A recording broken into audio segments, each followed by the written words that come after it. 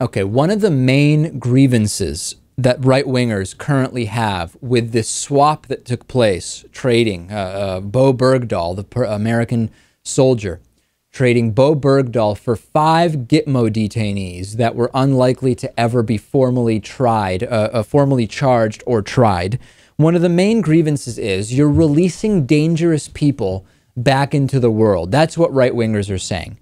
Now, we already knew, I covered this last week, okay? We already knew that George W. Bush, during his presidency, released hundreds of GITMO detainees, about 30% of which were involved in what they describe as potentially militant activity. 30% of those released by George W. Bush from GITMO.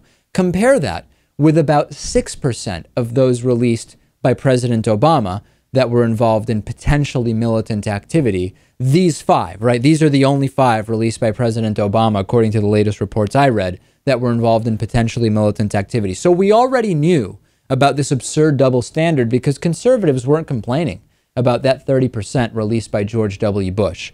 Let's go back to the January Washington Post. Listen to this, ladies and gentlemen. Benghazi, the rallying cry, the obsession of the American right. George W. Bush released from Guantanamo Bay a detainee named Abu Sufyan bin Kumu, who after being released was involved in the attack in Benghazi that led to the death of Ambassador Christopher Stevens and 3 other Americans. Let me say that again.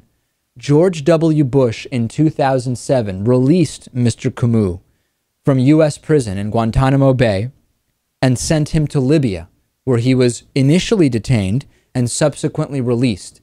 He is one of the individuals involved in that Benghazi consulate attack that is the obsession of the American right.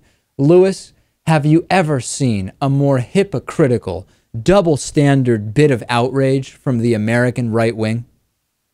No, but I imagine if you confronted some of them with his story, they would say that you're lying or that it's made up, or there would be some excuse, right? There probably would, and it is just disgusting that on the one hand, we have a Republican obsession with Benghazi that ignores the fact that one of the perpetrators was someone that George W. Bush released from Guantanamo Bay, and at the same time, we have those same Republicans criticizing President Obama for releasing a fraction of the GITMO detainees who, again, were unlikely to ever stand trial to actually get back an American citizen who they say is a deserter.